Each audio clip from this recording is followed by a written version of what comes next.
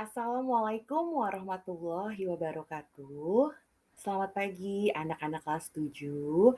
Alhamdulillah hari ini kita ketemu lagi di mata pelajaran matematika. Untuk materi kita hari ini kita masih di bilangan bulat. Sebelum Bu Alfi masuk ke materi pembelajaran kita, Bu Alfi mau mengingatkan, apakah kalian semua sudah mengisi presensi kehadiran hari ini? Kalau belum, silakan cek kembali classroom kalian. Di situ ada presensi kehadiran matematika. Tolong kalian isi sesuai tanggal dan hari pembelajaran kalian. Ibu Afi harap tidak ada satu siswa yang tidak mengisi kehadiran. Jadi jangan sampai nilai kehadiran kalian itu kosong. Sayang banget kan kalian udah mengerjakan tugas tapi kehadirannya nol. Jadi Bu Afi harap untuk kelas 7 pada pembelajaran matematika kita hari ini langsung isi kehadiran di classroom kalian. Nah, sebelum kita memulai pembelajaran, ada baiknya kita berdoa, kita memohon supaya ilmu yang kita dapat hari ini dapat bermanfaat untuk diri kita. Berdoa dimulai.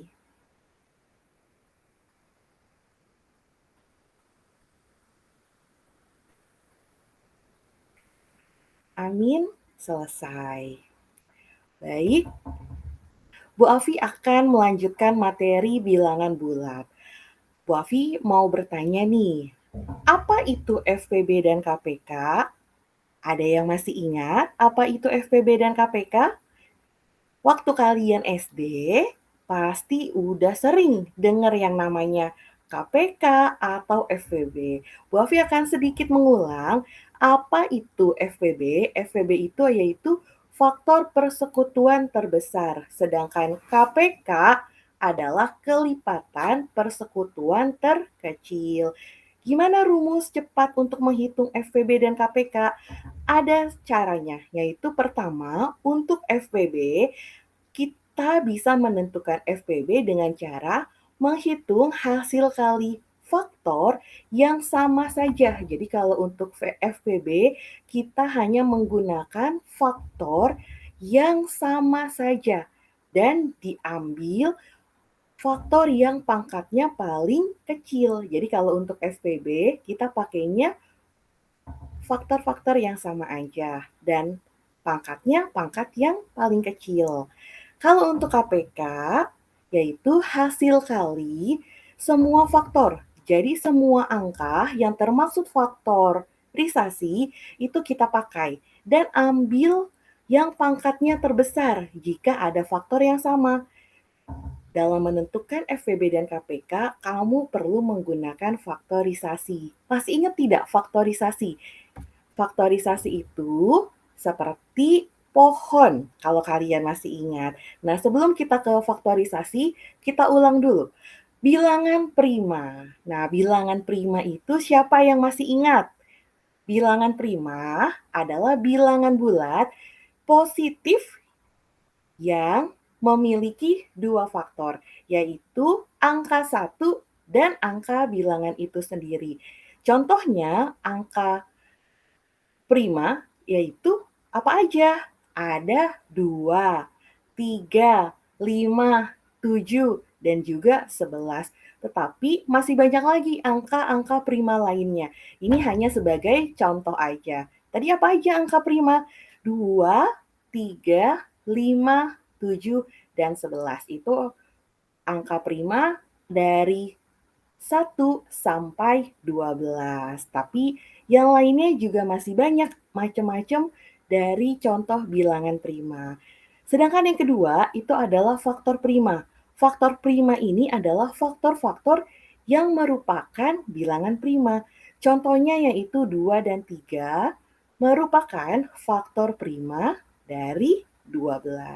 Jadi kalau 12 itu faktor primanya adalah 2 pangkat 2 dikalikan 3. Sedangkan faktorisasi prima ini adalah proses menyatakan suatu bilangan bulat sebagai hasil perkalian dari faktor-faktor prima. Nah, contohnya adalah ini. Kita perhatikan, gambar yang pertama ini ada angka 28. 28 adalah faktorisasi dari 2 dikali 14, sedangkan 14 itu adalah hasil dari 2 dikali 7. Dan angka 2 sama 7 itu merupakan angka-angka prima. Jadi faktornya untuk angka 28 itu apa? 2 kali 2 dikali 7. Atau bisa kita persingkat dengan 2 pangkat 2 dikali 7 gitu. Kita lanjut ke angka 48. Kalian perhatikan, kalau angka 48 itu faktorisasinya adalah hasil dari 2 dikali 24. 24 hasil dari 2 dikali 12. 12 hasil dari 2 kali 6, sedangkan 6 adalah hasil dari 2 dikali 3. Jadi faktorisasi primanya yaitu angka 2 dan angka 3. 48 kalau kita hitung faktorisasi keseluruhannya yaitu 2 dikali 2 dikali 2 dikali 2 dikali 3 atau 2 pangkat 4 dikali 3. Itu adalah faktorisasi prima. Sekarang kita ke contoh yang berikutnya, yaitu 60. 60 itu adalah perkalian dari 2 kali 30. 30 hasil dari 2 kali 15. 15 hasil dari 3 kali 5. Faktor-faktor primanya adalah 2, 3, dan 5.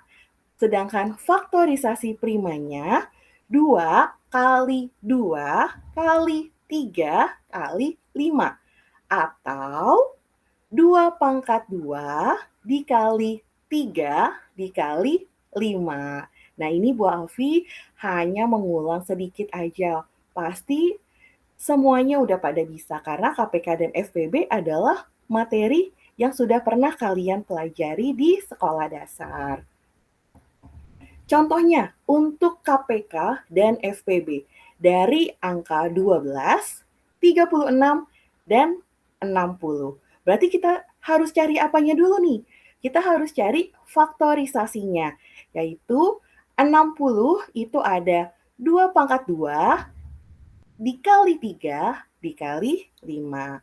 Sedangkan 36 faktornya 2 pangkat 2 dikali 3 pangkat 2.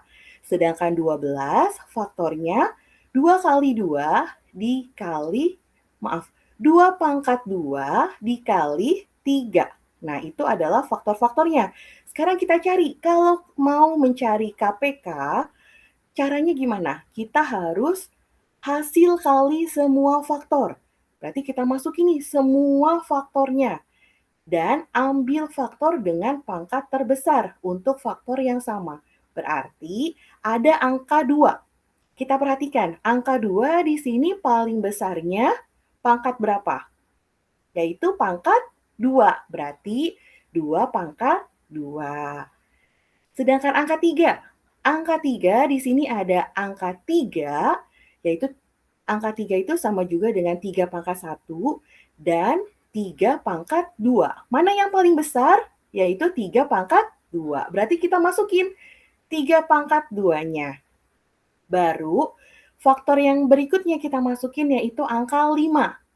Berarti KPK hasilnya yaitu 2 pangkat 2 dikali 3 pangkat 2 dikali 5. Ayo kita hitung bareng-bareng. 2 pangkat 2, 4, dikali 3 pangkat 2, 9, berarti 4 dikali 9 dikali 5. Berapa hasilnya? 180, betul. Kalau FPB FPB itu adalah hasil kali faktor yang sama aja. Dan ambil faktornya dengan pangkat terkecil. Berarti dari angka 60, 36, sama 12, yang selalu ada itu angka berapa? Yaitu angka 2 dan 3. Betul. Kita masukin yang pangkatnya terkecil. Berarti 2 pangkat 2 dikali 3 pangkat 1. Berarti hasil FPB-nya 4 dikali 3. Maka ketemu FPB-nya yaitu 12. Jadi dapat kita kesimpulkan KPK dan FPB dari 12, 36, dan 60 itu untuk KPK-nya 180 dan FPB-nya adalah 12. Kalau kita sudah paham tentang KPK dan FPB, kita lanjut ke materi berikutnya yaitu pecahan. Bilangan pecahan adalah bilangan yang terdiri atas dua angka, yakni angka sebagai pembilang dan angka sebagai penyebut. Yang manakah pembilang dan manakah yang penyebut? Masih ingat? Perhatikan gambar yang ada di layar monitor kalian. Di sini Bu Alfi kasih simbol untuk pembilang itu disimbolkan oleh huruf P kecil, sedangkan penyebut disimbolkan dengan huruf Q kecil. Nah, ini biasanya dibaca dengan P per Q, yaitu dengan P dan Q ini adalah bilangan bulat, Q bukan atau tidak sama dengan 0, dan bukan merupakan faktor dari P. Jadi kalian masih ingat ya, pembilang yang atas atau yang bawah? Pembilang yang angka di atas, sedangkan penyebut adalah angka yang ada di bawah. Sekarang kita masuk ke cara menyederhanakan pecahan. Jadi, jika ada pecahan, metode yang harus kita lakukan untuk menyederhanakan yaitu membagi bilangan, membagi pembilang, dan penyebut dengan bilangan bulat positif yang sama secara berulang-ulang sampai bilangannya itu tidak dapat diperkecil kembali atau tidak dapat dibagi lagi. Contohnya ada 16 dan 24. Kita bagi dengan angka 2. 16 dibagi 2 hasilnya 8. 24 dibagi 2 hasilnya 12. Ternyata 8 per 12 masih bisa tidak kita perkecil? Masih. Kita bagi berapa? Kita bagi 4. 8 dibagi 4, 2. 12 dibagi 4, 3. Hasilnya 2 per 3. 2 per 3 itu masih bisa diperkecil atau tidak? Kalau sudah tidak bisa diperkecil atau sudah tidak bisa dibagi, maka sudah menjadi angka yang paling sederhana. Atau metode yang kedua, bentuk sederhana dari pecahan yaitu apabila FPB-nya sudah kita temukan. Jadi, dapat kita langsung bagi dengan pembilang dan penyebutnya. Seperti 16 per 24. Berapakah FPB-nya? FPB-nya yaitu 8. Maka 16 dibagi 8, 2. 24 dibagi 8, 3. Mana yang lebih mudah? Cara pertama atau cara yang kedua? Nah, itu bisa kalian simpulkan sendiri pakai cara yang mana yang mau kalian kerjakan untuk cara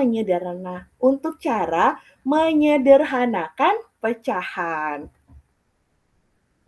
Selanjutnya yaitu cara membandingkan pecahan. Kemarin masih ingat ya, kalau membandingkan itu ada lebih kecil, lebih besar. Nah, atau sama dengan, biasanya kalau pecahan itu kita hanya pakai 3. Lebih kecil, lebih besar, atau sama dengan. Nah, cara yang pertama, untuk penyebut yang sama, kita gampang caranya. Kalau penyebutnya sama, mah kita tinggal lihat pembilangnya aja. Mana yang lebih besar? yang ada di sebelah kiri atau yang di sebelah kanan. Tinggal kita tentukan dia lebih kecil atau lebih besar. Masalahnya yaitu jika penyebutnya berbeda. Kalau penyebutnya berbeda berarti harus kita apakan dulu? Kita samakan penyebutnya. Berarti kita coba ya. Contohnya adalah 1/4 dibandingkan dengan 1/6. Maka caranya seperti apa? Yaitu kita cari KPK-nya. 4 dan 6 KPK-nya adalah 12. Berarti 1/4 kita kalikan 3, sedangkan 4 kita kalikan 3 biar menjadi 12. Jadi hasilnya berapa? 1 dikali 3, 3. 4 dikali 3, 12. Itu untuk hasil 1/4 berarti sama juga dengan 3/12. Kita bandingkan yang 1/6. 1/6 dikali 2/2. Kenapa Bu kok dikalikan 2? Karena biar penyebutnya itu sama-sama menjadi angka 12.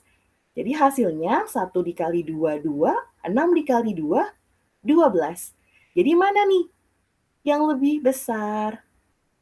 Hasilnya yaitu 1/4 sama dengan 3/12, sedangkan 1/6 itu hasilnya adalah 2/12. Jadi kesimpulannya 1/4 lebih besar dari 1/6. Nah, itu adalah cara yang kedua jika penyebutnya berbeda. Tetapi ada cara yang paling cepat. Caranya yaitu tinggal kita kalikan silang aja antara pembilang dengan penyebut sebelah kiri dengan yang sebelah kanan juga dengan penyebut yang ada di sebelah kiri. Jadi kita kalikannya silang seperti perkalian. Misalnya ini ada 1/6, 1/4 titik-titik dengan 1/6. Berarti tinggal kita kalikan silang. 1 dikali 6 berarti 6. 1 dikali 4 yaitu 4. Berarti karena 6 ada di sebelah kiri dan 4 ada di sebelah kanan, otomatis 6 lebih besar dari 4. Jadi seperti itu. Jadi cara cepatnya itu gampang. Kita nggak usah nyamain penyebut, tinggal kita kalikan silangnya aja. Untuk penyebut dikali dengan pembilang, pembilang dikalikan dengan penyebut. Cara mengurutkan pecahan. Nah, ini untuk cara mengurutkan pecahan, kita sama seperti yang kedua, yaitu harus mencari KPK-nya. Harus disamakan dulu penyebutnya. Jadi, kalau ada beberapa pecahan, ya kita samakan dulu penyebutnya. Kita cari KPK-nya. Seperti contohnya 3/4, 1/6, dan 2/3. Maka kita cari nih KPK-nya. KPK-nya berapa, baru kita urutkan mana yang lebih besar, mana yang lebih kecil, sesuai permintaan soal. Kalau soalnya minta diurutkan dari yang terkecil, berarti kalian harus mengurutkannya dari yang terkecil, jangan terbalik. Kalau dimintanya yang terbesar, baru diurutkannya dari yang terbesar. Nah, di sini juga bagaimana menentukan nilai pecahan suatu bilangan atau kuantitas tertentu. Nah, contohnya nih misalnya, berapa 4/5 dari 10? Nah, berarti kalau ada pertanyaan seperti itu, caranya gimana, Bu? Caranya tinggal kita kalikan aja. Berarti 4/5 dikali 10. 4 dikali 10 berapa? 40/5. Bisa tidak kita sederhanakan? Bisa. Kalau bisa, tinggal kita sederhanakan. 40 dibagi 5 berapa? Yaitu 8. Contoh yang kedua, 20% dari 45.000 adalah, nah biasanya nih kalau kita ada diskon itu kan dalam bentuk persen. Kalau kita belanja di mall atau kita belanja di supermarket itu kan ada diskon. Berarti kalian sudah bisa hitungnya. Kalau 20% dari 45, maka caranya yaitu 20/100 dikali 45.000. Baru kita kalikan. 20 kali 45 berapa? 900.000 per 100. Kita perkecil, sama-sama kita bagi 100. Maka hasilnya yaitu 9.000. Berarti 20% dari 45.000 itu adalah 9.000. Mudah ya, yang penting kalian harus teliti, hati-hati dalam menghitungnya. Karena kalau menghitungnya udah salah, pasti nanti hasil akhirnya juga salah. Nah, pecahan ini juga macam-macam bentuknya. Ada pecahan biasa dan juga ada pecahan campuran. Pecahan biasa itu dapat berupa pecahan murni. Contohnya 2/3, 3/13/5. Pecahan campuran itu dinyatakan dalam bentuk bilangan bulat dan pecahan murni. Contohnya 17 2/3 atau 2 3/5. Pecahan tidak murni yaitu pembilang yang lebih besar daripada penyebutnya, seperti 3/2. Pembilangnya 3, penyebutnya 2, jadi lebih besar. Sedangkan pecahan murni, pembilangnya itu lebih kecil daripada penyebut. Bilangan bulat, pasti kalian sudah lebih paham, sudah ingat. Nah, bagaimana cara mengubah pecahan biasa menjadi pecahan campuran? Pasti kalian udah pada paham nih caranya, tapi Bu Afi ulangi lagi. Kalau ada soal seperti ini, misalnya 13/5. Nah, 13/5 kita cari dulu kelipatan penyebutnya, yaitu angka 5. Angka 5 kelipatannya itu yang mendekati dengan 13 adalah 10. Berarti 10/5 ditambah 3/5. 10/5 kalau kita perkecil berapa? Yaitu 2. Maka 2 ditambah 3/5. Atau kalau kita tulis biasa di pecahan campuran adalah 23/5. Seperti di gambar ya. Seperti di layar yang Bu Afi tampilkan, penulisannya seperti itu kalau untuk pecahan campuran. Bagaimana kalau pecahan campuran dijadikan pecahan biasa? Nah, seperti tadi, 2 3/5. Kalian harus hati-hati, jangan salah mengkalikannya. Yang kita kalikan yaitu penyebut dengan angka di depannya, yaitu penyebutnya 5 dikalikan dengan 2, baru ditambah dengan pembilang. Jadi jangan terbalik, jangan pembilang dikali angka yang ada di depan, baru ditambah penyebut. Itu salah. Caranya dari bawah dulu.